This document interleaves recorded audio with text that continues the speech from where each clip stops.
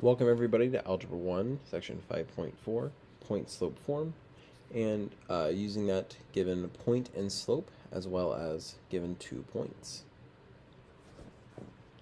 So here, we first need to talk about what the point-slope formula or point-slope form is. And point-slope form is y minus y1 is equal to m times the quantity of x minus x1.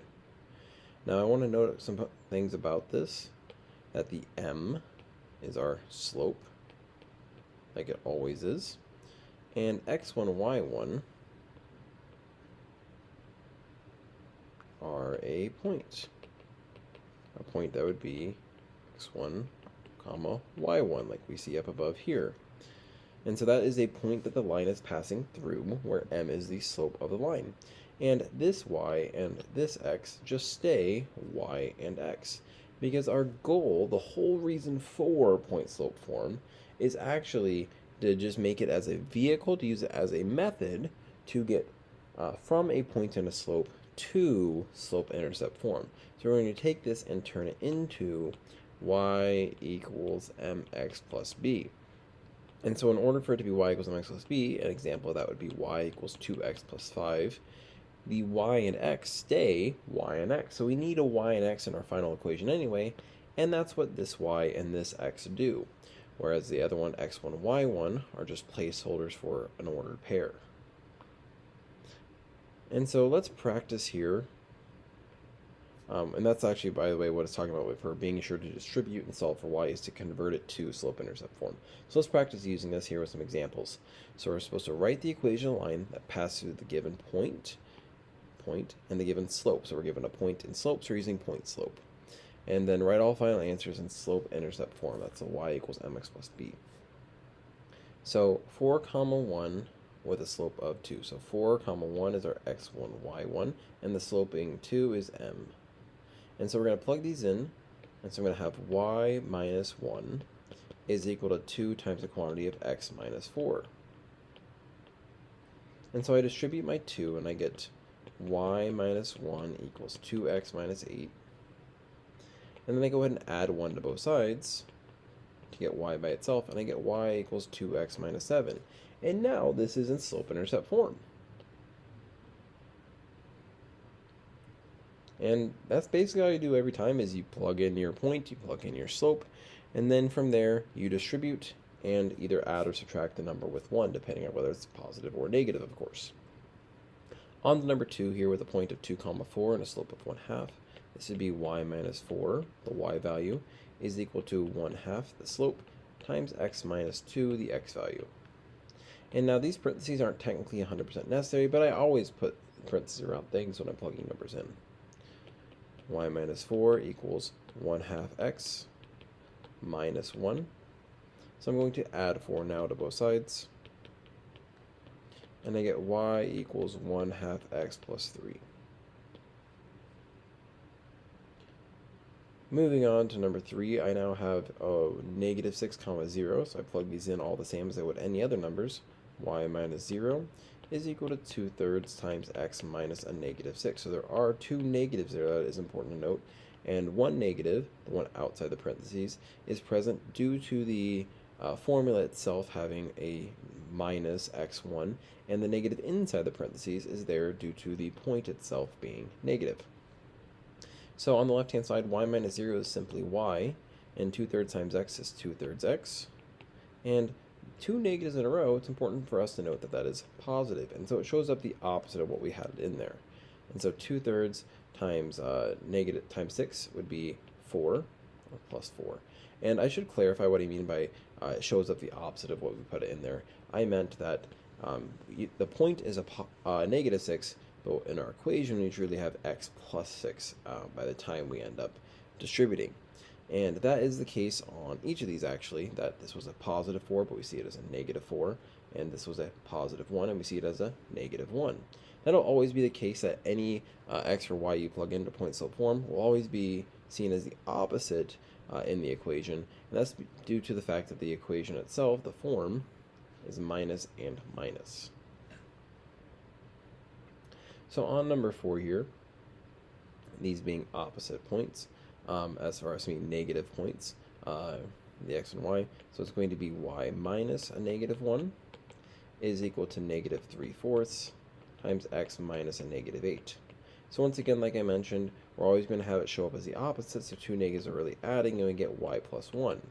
And the two negatives are really adding, and we have x plus 8 in reality. So if you want to plug it in as always being the opposite and kind of skip this double negative step and just say, hey, off the bat, y plus 1 is equal to negative 3/4 times x plus 8, you're more than welcome to, as long as you remember that you really are making the numbers and the opposite of what they are in the point.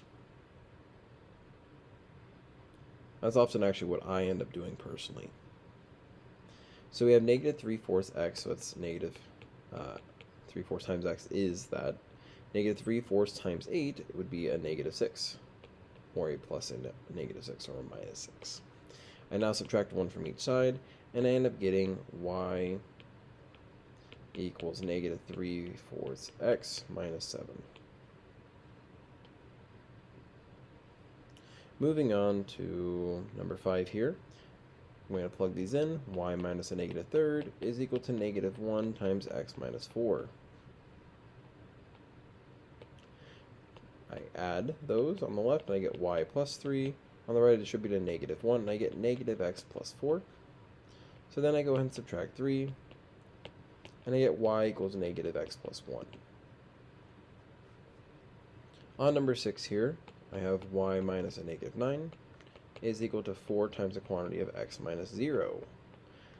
Well, that being 0 makes the distributing quite easy. On the left, we have the two positives, or two negatives making two positives, and 4 times x is 4x, and 4 times 0 is just 0, so I don't have to write a plus 0 at all. I can just leave it as 4x.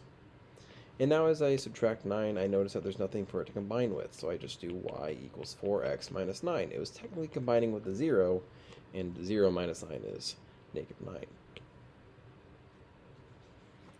On to the next page, we've got some more examples of these, 10 more to be precise.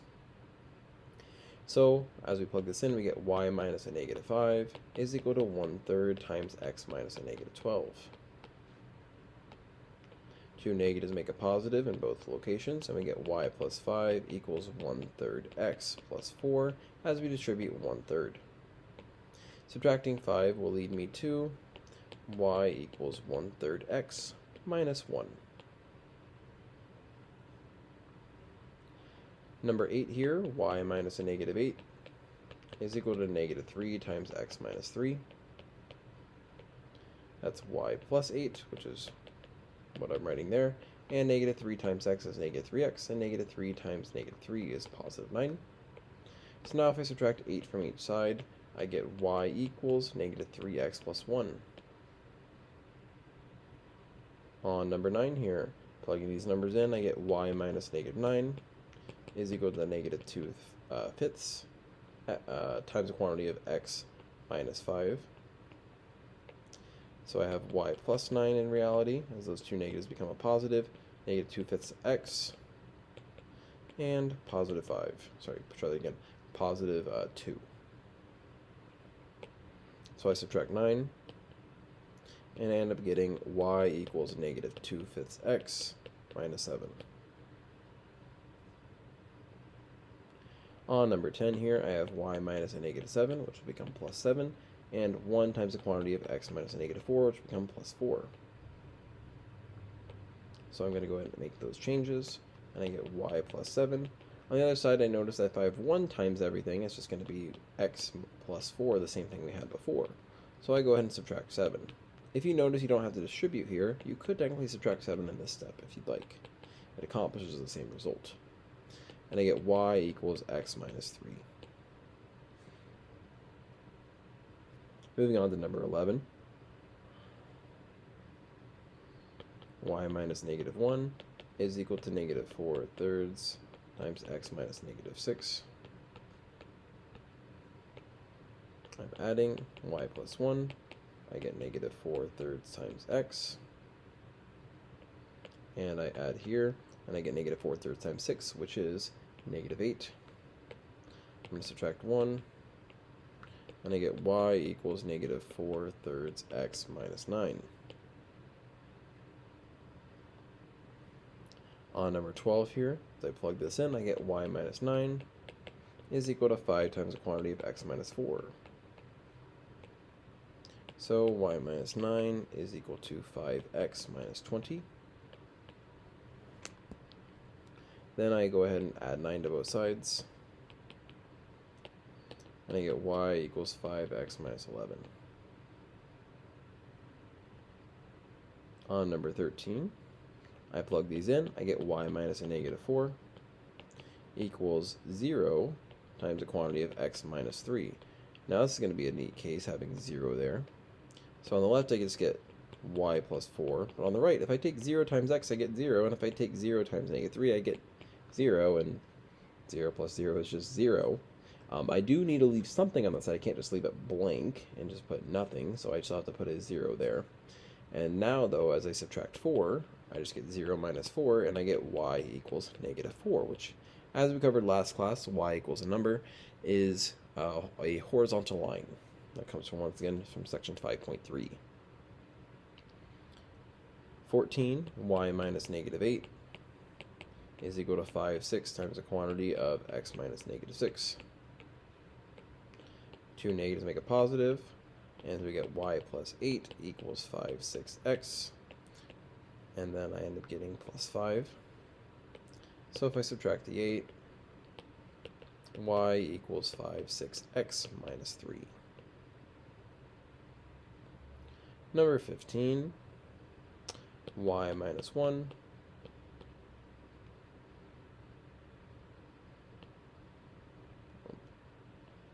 there we go, that's better, equals negative 1/4 times x minus negative 4. So that's y minus 1 equals negative 1/4 times x is negative 1/4 x. Important for me to note that two negatives in a row make a positive, so now negative 1/4 times a positive 4 is minus 1, or negative 1. I go and add the 1, and I'm going to just get y equals negative 1/4 x plus 0, which I don't need to write. Number 16 here, as I'm plugging them in, I get y minus a negative 8 is equal to negative 2 times x minus 7. So I'm going to have positive there, and I get y plus 8 is equal to negative 2x plus 14 as I distribute negative 2. Subtracting 8, I get y equals negative 2x plus 6. And that covers how we find how we do slope-intercept form when we're just given a slope and a point. We plug it into point-slope form, distribute, and then add or subtract to get y by itself. Now, let's talk about what to do when you're given just 2 points. You're not given a point and a slope, so it makes it a little bit harder to use point-slope form. So what we need to do first is get a slope. Then, when we have slope, we could then use either one of the points we get to pick and plug it into point-slope form. And so remember, if you have 2 points, you can find the slope using the slope formula. So the slope formula is m equals y2 minus y1 over x2 minus x1. And that comes from section 1, back when we found slope. The point-slope formula, once again, is y minus y1 is equal to m times the quantity of x minus x1. So we take the slope that we find from this formula, and we plug it in here to the m, along with one of the points. Doesn't matter which point, like I mentioned, you'll get the same answer either way from either point, as long as you did your math correctly both times. So here we're supposed to write the equation line that passes through the given 2 points, and writing your final answer in slope-intercept form. So once again, for slope-intercept form, and for point-slope form, for that matter, we need slope. Once we find slope, we can use a point and proceed, just like we did before. So as we find slope, remember we have to do y2 minus y1 over x2 minus x1, and which one I call x1 y1 and which one I call x2 y2 really doesn't matter, as long as I don't mix them up to where I do like x1 y2. That would be wrong. It has to be x1 y1. You can't mix as far as which one's 1 and 2 within the same ordered pair.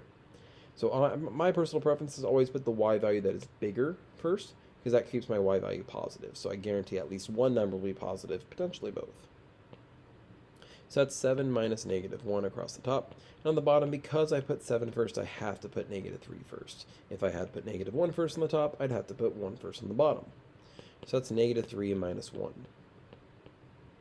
So this ends up getting me m equals, as I add here, 8 over negative 4, which is really negative 2. Now that I have that, I got to take that slope and either point and plug it in a point slope form. Once again, which point I use really doesn't matter. It's a matter of personal preference. And I definitely have a preference between these 2 points. I'm going to pick the one with smaller numbers because I like working with small numbers as long as we're not talking about our bank accounts. So this would be y minus negative 1 is equal to negative 2 times the quantity of x minus 1. So I add these and I get y plus 1 equals negative 2x plus 2 as I distribute this. Then I subtract 1 and I get y equals negative 2x plus 1 as my answer. And once again, had I plugged in this point as well, we'd get the exact same answer had we done the math correctly. I'll go ahead and showcase that now on this first problem, but I won't showcase it on future problems. So I get y minus 7 is equal to negative 2 times the quantity of x minus negative 3. So these really add with the 3. There we go, and I get y minus 7 equals negative 2x minus 6 as I distribute. And if I go ahead and add 7 to both sides to get y by itself, I get y equals negative 2x plus 1, which once again is the exact same answer we got up here. Moving on, or I should note before I move on, just to recap, so this problem, once you get to this point, is the exact same as our previous problems, except for we just get our choice between 2 points. But to get there, we needed to find the slope between the points. So on number 2, as we find the slope between the points, I always like to put the y value that's bigger first, and negative 7 and negative 4. Negative 4 is actually bigger, so I'm going to do negative 7 between negative 4 minus negative 7. And on the bottom, I'll get 3 minus negative 6. And so that leaves me with negative 4 plus 7, which would actually be positive 3. And on the bottom, I get positive 9. And so that reduces to 1 over 3. Remember that we don't need to write the left-hand side when it's all the same and when they're all vertically aligned. You just need to write it on the first one and the last one. So it's optional to write the m on the orange step or not. So now if I plug these in, I'm going to pick once again the smaller numbers rather than going 6, 7. So I might pick that one, of course. Y minus a negative 4 is equal to 1/3 times the quantity of x minus 3. So I add these and I get y plus 4 is equal to 1/3 x minus 1 as I distribute the 1/3. And I subtract 4 now. And I get y equals 1/3 x minus 5. Moving on to number 3 here. If I find the slope between these 2 points, I'm going to put negative 1 minus negative 6 on the top because that's my bigger y value coming first, over 2 minus 4. That gives me positive 5. And on the bottom, I get negative 2, which doesn't simplify, so I need to write my m in that step and continue. So now I'm going to pick this ordered pair because, once again, smaller numbers. Y minus a negative 1 is equal to negative 5 over 2, where the negative is on the fraction, doesn't matter, times the quantity of x minus 2. Add those, and we get y plus 1, and that equals negative 5 halves x plus 5. So I subtract 1, and I end up getting y equals negative 5 over 2x plus 4. On the number 4 here, I end up finding my slope between these 2 points, so I'm going to do 6 minus 5 over 1 minus 2. That leaves me with 1 over negative 1, which I can just call negative 1. And for this sake, I will, because making my slope not a fraction when I can makes distributing a little bit more straightforward. So as I plug these in, I kind of have my choice between 1, 6 and 2, 5. I actually, not just kind of, I do have my choice between the two. But it's kind of, a pick your poison, so to speak, or pick your flavor, whichever one you like. Because it really doesn't matter which one we use. And one x value is smaller, while the other y value is smaller, and both just barely. So I guess I'm just going to go ahead and choose the one with 1 comma 6 because I like working with the number 1 maybe. Doesn't really matter. Y minus 6 is equal to negative 1 times the quantity of x minus 1.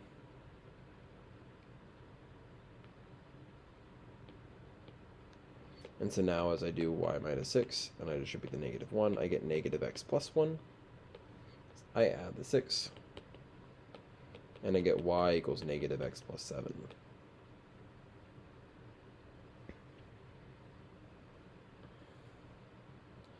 So now as I look here on number 5, I'm going to do my slope, and I'm going to do 1 minus a negative 5. At the bottom I'll do negative 8 minus 0, which makes the subtraction a little bit easy on that one. And I get 2 negatives as a positive, and so I get 6 over negative 8, which reduces by 2 to become negative 3 over 4. Once again, where the negative is located on a fraction doesn't even matter a little bit. As I'm plugging in my numbers, I'm heat-seeking the one with 0 regardless of the size of this number. This could be 28 for all I care. I'm going to heat-seek the one with 0 because 0 is going to make my life easier. So y minus a negative 5 is equal to negative 3/4 times x minus 0. I'm going to add, and I get y plus 5 equals negative 3/4 x plus 0, which I don't need to write. So now if I subtract 5, I do 0 minus 5, or I just tack it on at the end essentially, since it's not a like term with negative 3/4 x, and I get negative 3/4 x minus 5 to equal y. Now I'm going to move on to number 6 here. So on number 6, as I find the slope between these 2 points, I'm going to put 7 on top first, and do 7 minus negative 8. On the bottom I'll do 2 minus negative 3. So as I add those negatives in a row, I get 15 over 5, which reduces to 3. So as I plug these in, I'm going to pick these numbers because they're smaller. Some may pick these numbers because they'll turn positive in the function, in the point-slope form, you see me. And it's really just a matter of preference there. Y minus 7 is equal to 3 times the quantity of x minus 2. And so I do y minus 7 is equal to 3x minus 6.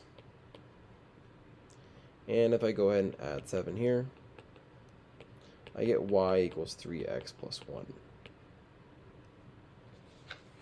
Moving on to the next page for 8 more of these examples. Number 7 here, I'm going to do 2 minus a negative 14. On the bottom I'll do 3 minus negative 9. So this ends up being adding, and I get 16 over 12, which reduces to 4 over 3. I'm going to pick these because they're smaller. Y minus 2 is equal to 4/3 times x minus 3. So that's y minus 2 equals 4/3 x minus 4 as we distribute.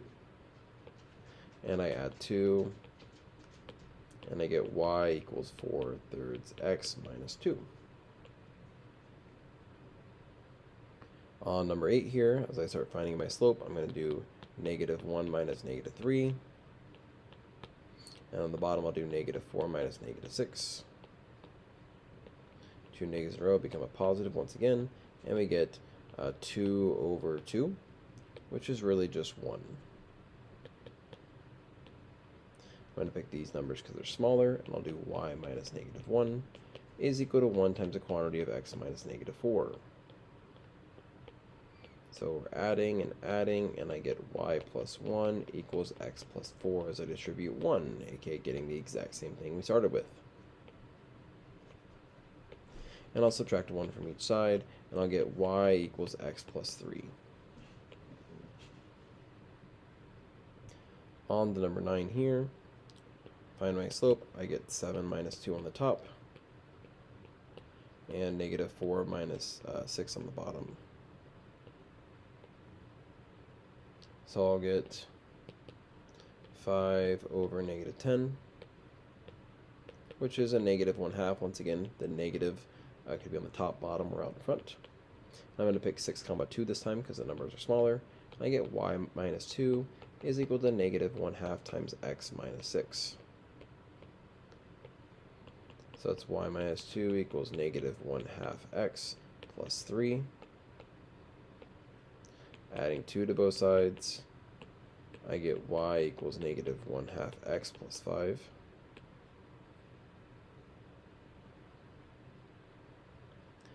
Number 10, I'm going to do the slope is equal to 1 minus a negative 9. The bottom is 1 minus a negative 1. So I add and add, and I get 10 over 2. And as I plug things in, I'm going to do the 1 comma 1. Y minus 1 is equal to 5 times the quantity of x minus 1. So y minus 1 equals 5x minus 5 after I distribute the 5. And if I add 1, I end up getting y equals 5x minus 4.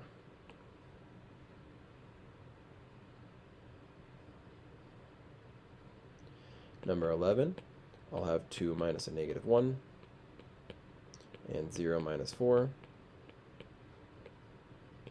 which is just 1 over, so we try that again, 3 over 4, because these are adding.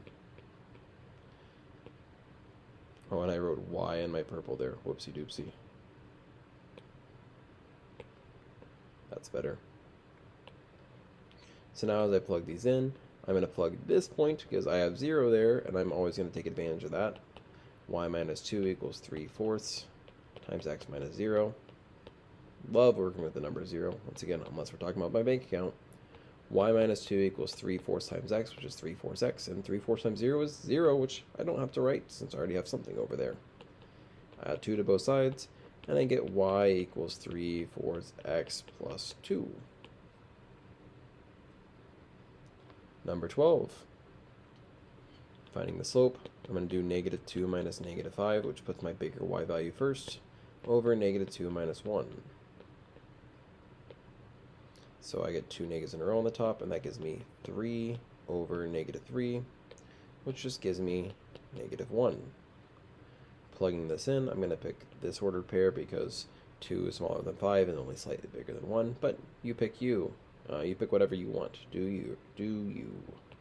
So y minus a negative 2 is equal to negative 1 times the quantity of x minus a negative 2.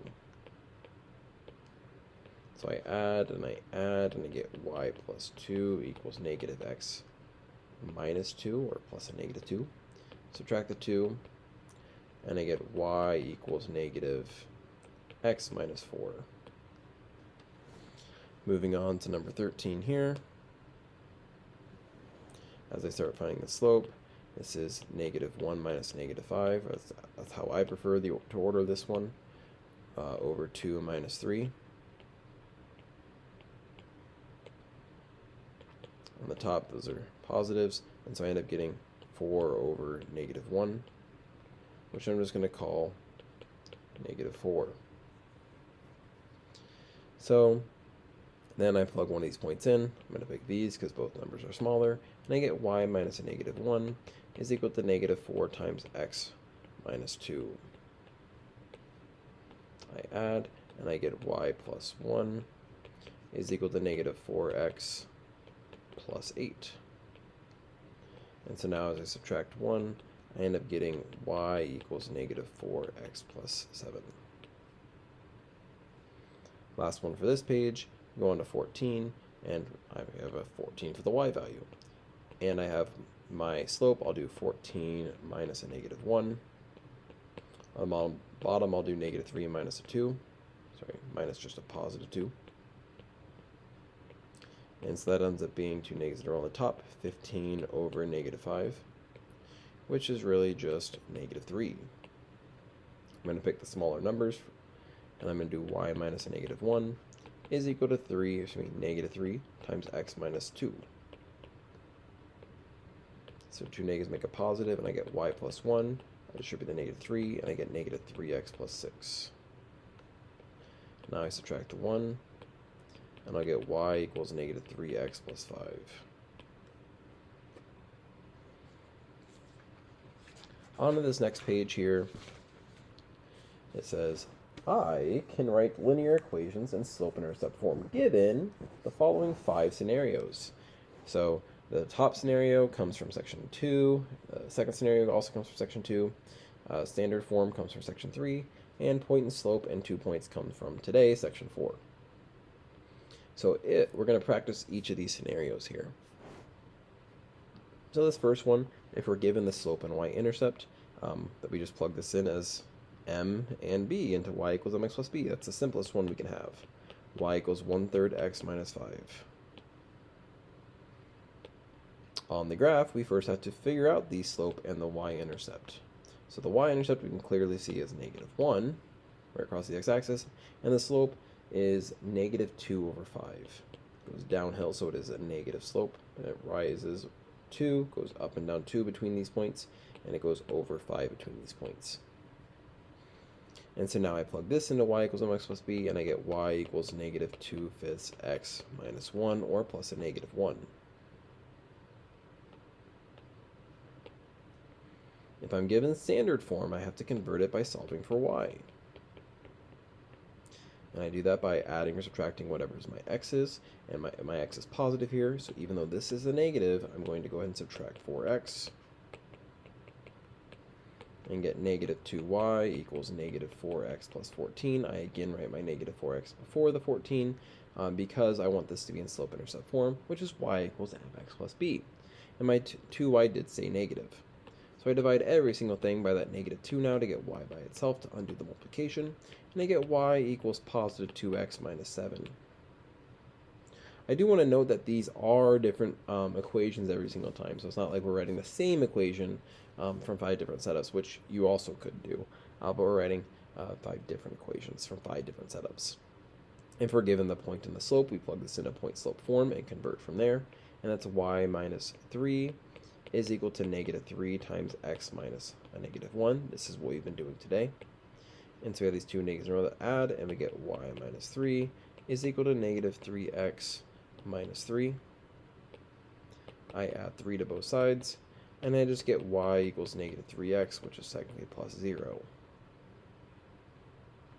If I'm given 2 points, I then have to find the slope between those points, and then do slope-intercept form, point-slope form.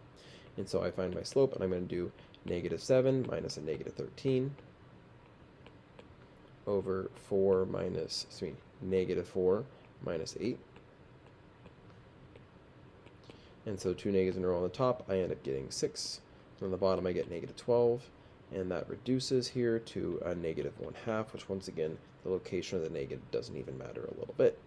As I plug these in, I'm definitely going to use the -4, -7 because the numbers are smaller, and so I end up getting y minus a -7 is equal to -1/2 x minus a -4.